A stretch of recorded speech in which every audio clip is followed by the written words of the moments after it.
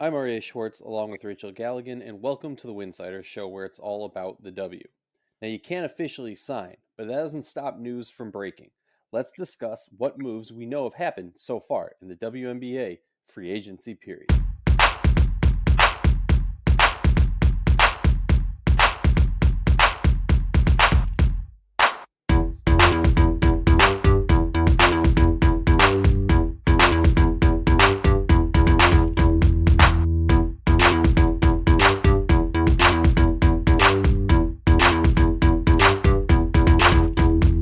If you like our show, please consider joining our Patreon community, patreon.com/Winsidr. For less than a cup of coffee a month, you can directly show support for the hard work we do covering the W.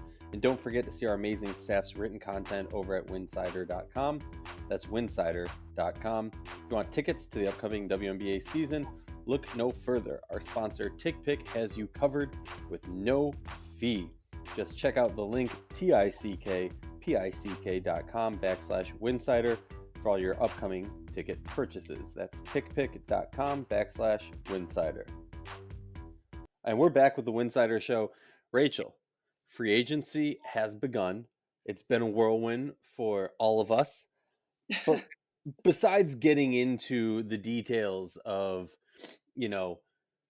sharing your sources and sharing blah, blah, blah, we're not going to do that in this episode. We'll save that for next episode. What I want to talk about on this episode is strictly, we know some news has come out. Candace Parker announced on her own on Instagram in a very epic way that she'll be going to Vegas, joining the defending champs right on the heels of the Dearica Hamby news, which, we're just going to flat out start by saying, the Aces need to comment on it, and I would like some more transparency.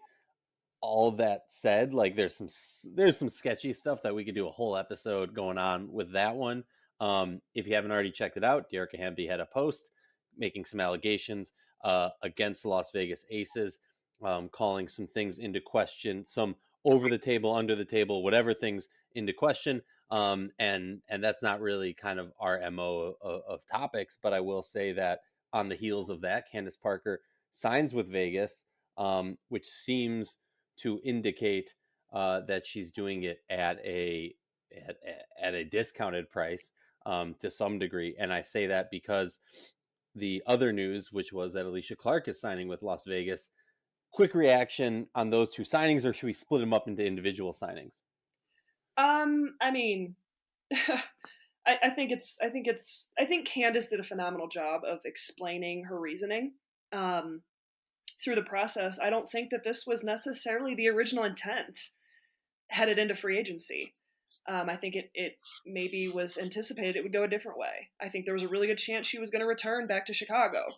But I think when you read what she wrote and explained herself and her reasoning, I thought it was great. I think it makes complete sense. I can't wait to sit down after this free agency and really talk about okay, what does this look like, X's and O's wise, and just how does this team going to gel together? Because in my opinion, we're used to the Aces being this really close knit, high energy, kind of silly team, and Dearica Hamby was right at the heart of that.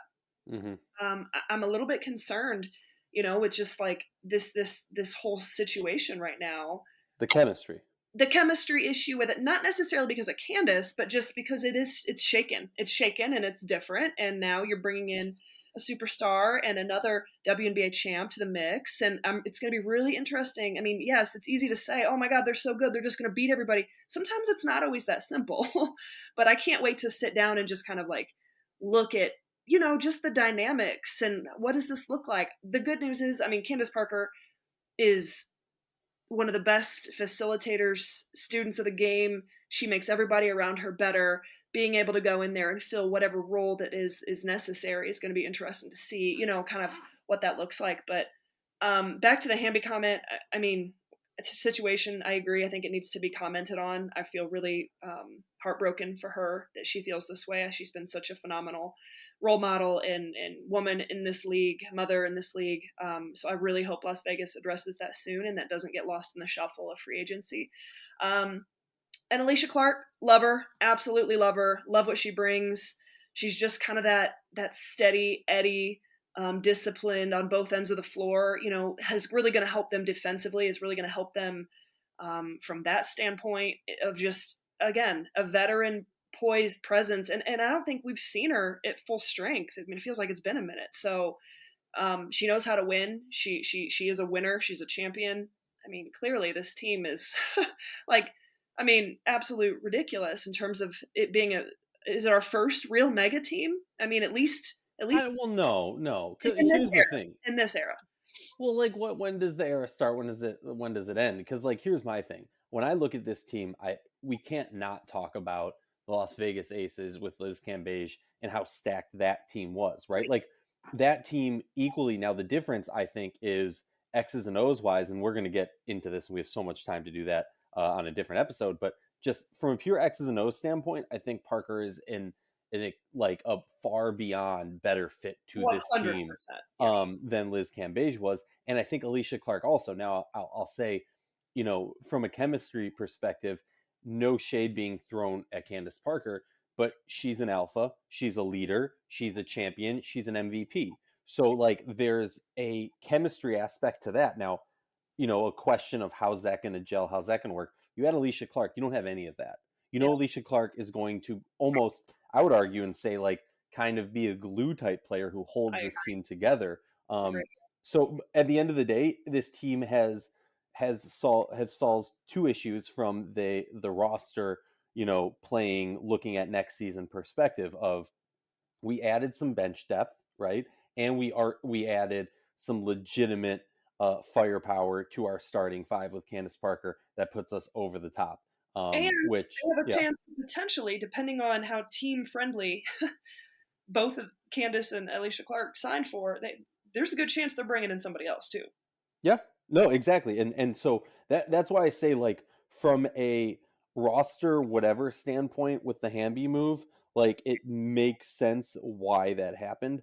From a the rumor mill's been churning up, and from what Hamby has accused, like that's not okay. But like in my mind at least, like we can say that from our understanding, whatever it is, we're not comfortable, that's wrong, there's an issue there. We also can say, like, doing that move benefited them and allowed them to be in this situation to add Candace Parker and Alicia Clark. I don't think they're mutually exclusive. For me, I think like this is going to be a very interesting thing. But from my perspective, and I've been pretty vocal about this, like I think when I look at the Las Vegas Aces, I know a lot of people like to think they're like on a streak to be the Houston Comets or the Minnesota Lynx and like have a stretch of like a 5, 6 year, 7 year, or Comets I'm age. not ready to say that. Well, exactly. A lot of people are. I don't. I think you and I are in the same camp where it's a little bit more of like, okay, this year, far and beyond, like no question, they're the top dogs right now, especially with the additions they're making. My question is past that because so many things come into play when it comes to becoming a dynasty, and I think with this new salary cap and the new CBA, it's going to be a little bit harder unless you have players who are continuously willing to take lower salaries than they can get other places so that they can be with Asia Wilson, be with Las Vegas Aces. And so I think, like, yeah, it's a great situation for this year. But there's also questions of like long term, what does that mean, and things like that. Yeah. And we'll have plenty of time to talk about that. Exactly. Brittany Sykes to DC. Brittany Sykes to DC is an interesting one. I'm gonna give a shout out to Matt Cohen because I know in the group chat, you and I, like a week ago with Matt, we were all chatting about, oh, what do we think about Brittany Sykes to DC?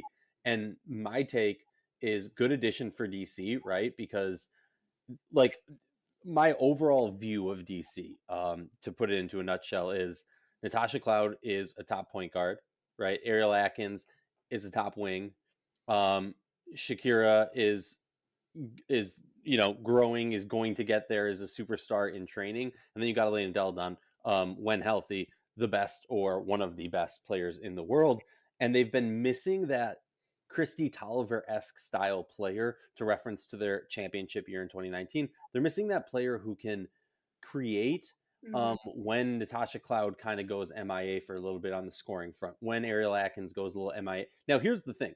I don't want someone to listen to this and go, Aryeh hates Atkins, Aryeh hates Cloud. No, what I'm saying is, like, those players are excellent all around players. And at certain times, their scoring output decreases, and that doesn't mean anything about the other aspects of their game. But at certain times, we've seen that, and you can't just like with Deladon's current health situations and where she is in her career, you can't just rely on her to drop a 30 stack every single game to carry you to victory. You need somebody else who can create. And I think on the offensive side, Sykes is going to be able to get to the hole. She's insanely athletic, one of the most athletics in the league. But I question her spreading the floor with her shooting ability. On defense, it's no question. I mean, this team is going to be an insanely scary defense. I think it fills a huge hole that they didn't have. And I think it makes the stress and the strain on Cloud and Atkins not be as heavy, like in theory. I mean, this is exactly the move that they needed to make. They needed to add that depth in the backcourt with dynamic guards who, again, can go get their shot, who can be a scoring threat. I mean, it's just a great move. It's a great fit. I'm excited to see how it all looks together. Another move that was announced, Nia Coffey to Atlanta. And also, if you want more information on these moves, definitely check out on Winsidr.com the free agency tracker. It's all sourced to who broke what. Also, you can see what happened day after day after day. Nia Coffey to Atlanta. I like the move. Like Nia Coffey, obviously, I'm a little bit biased. She's from Minnesota, but you should know about my bias that she went to my high school rival. So, like, it's not a true bias. Um, but no, I like the move. I mean, Atlanta, we've been saying this. They're not in a win now situation. They have extremely high level young, players coming into their second, third year have it. And I don't think they're rushing to get as much success as a lot of people might put the pressure on them, considering where they placed at the end of last season. A smart move, getting a smart player who's going to help the culture of the team and help their younger players grow. Yeah, can I just say ditto? Yeah, that works. I like when Rachel agrees with me. Tierra McCowan back to Dallas. She's a restricted free agent. Expecting her to go back. And I mean, I like the move. I do have some questions how she's going to fit with that running gun style offense that I kind of assume they're going to be playing. But talk about a paint presence. Talk about a player now that Sylvia Fowles is gone. I mean, it's McCowan and BG and who else like is in that level of big bigs that are just like such a dominating paint presence. Like, is there anybody else? Am I forgetting somebody? No, I mean for sure. It's just one of those things where it's like, okay, you've got a new coach who's come in now. I think we saw McCowan start to really hit her stride last year, the second half of the season with Dallas. They started going to her more. They changed up the way they were playing, but again, the way they changed up how they were playing kind of impacted, their backcourt, and so there is a little bit of a disconnect there for me, especially now you've got a new coach who's going to want to implement her system, her style, what she wants to do. We had her on the pod recently. Shameless plug. Go check that out. Coach Trammell is awesome. She's a great basketball coach. I think it'll be interesting to see how they manage the dynamics of this team, not just not off the court. I'm talking about X's and O's, like what you're saying. Is there a concerted effort to slow the game down at certain times and get the ball into McCowan, or is it going to look a little bit different? Obviously, to be determined. New staff, new system, but clearly, Greg Bibb and everyone wants to invest in McCowan for the future. And I mean, 6'7" interior dominant post, not dominant, but in terms of just size and imposing size. I mean, last year, averaged 11 and what was a 7, and actually has had a couple really solid years. Through the course of her career. She's like for 4 years has just been like almost close to a double double. So, she's an asset. She's an asset. It's just a matter of how do they make this look.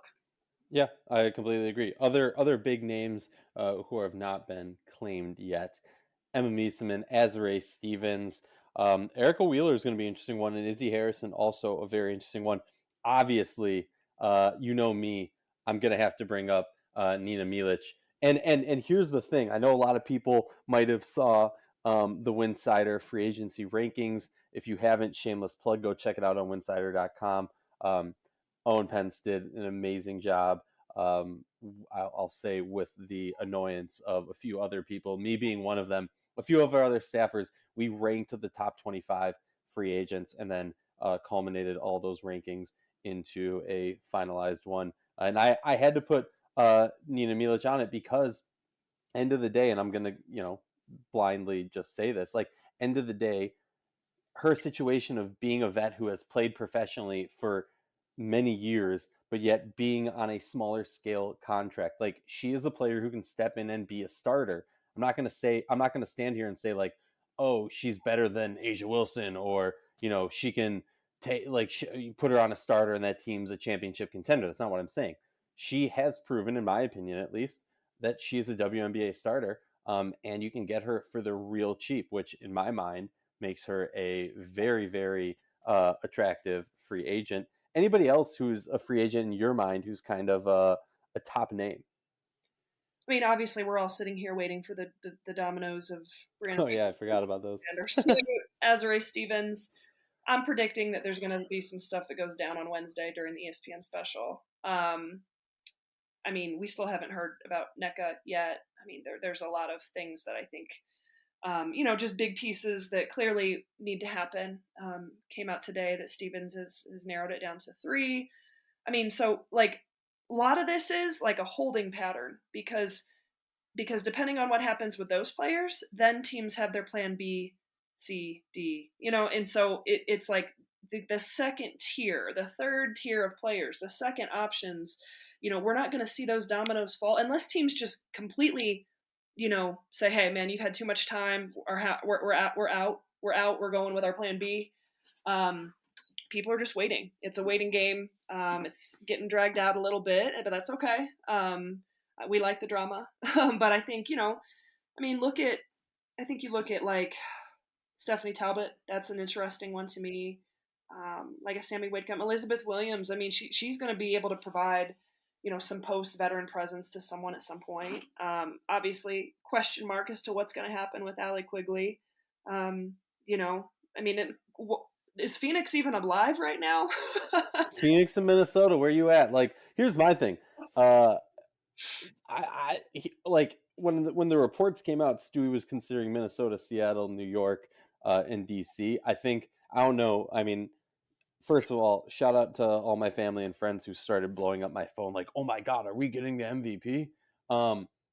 Second of all, like at least from my perspective, I was like, that was a respect thing that she even took an interview, or a consideration for Minnesota. DC, from my perspective at least, like you consider it just because, well, you have Stewie and EDD on the same team. That's just an insane powerhouse. And then I've always only considered New York and Seattle the serious contenders in my mind, at least. For sure. But you never know. I mean, you never know until you actually know for sure. I mean, it was reported she met with 4 teams, and then it was like, okay, officially down to 2. And like, I mean, there is a process, and like, it's interesting. It's interesting to watch it unfold. But no, I'm totally with you. I think it's always been 2. Another one. What about like Tina Charles? Tina Charles is the fun one, right? Like, and Rachel, I know we've joked about this off air, but like all I can see is that meme of the Tina Charles angel of death knocking on each door. Oh my God, no. I had to bring it up because that's all I think about. It's like, which is the next team? Because realistically, like, I mean, and I'm not saying anything people don't already know. Like, go look up like articles when these things happened. Like, Tina did not have a great breakup with Connecticut.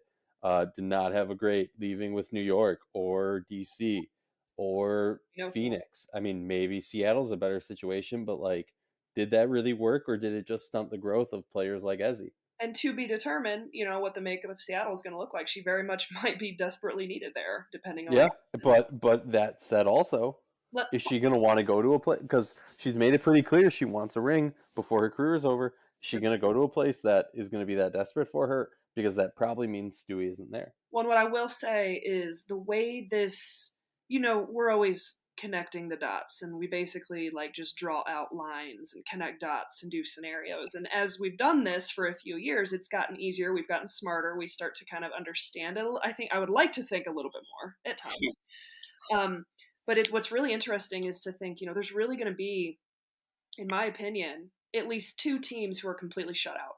after this free agency period, which is scary because like then you're looking at like desperation mode. What sort of players are you bringing in? You know, like a complete shutout, just struck out. Like, wow, you know, there's going to be at least one, more than likely two. Um, who those teams are going to be, we don't know. We kind of get a sense who at least one of them is right now, but hey, that could change at any moment. Chicago. But like, okay, Sorry, I had to sneeze. does somebody sign Liz Cambage?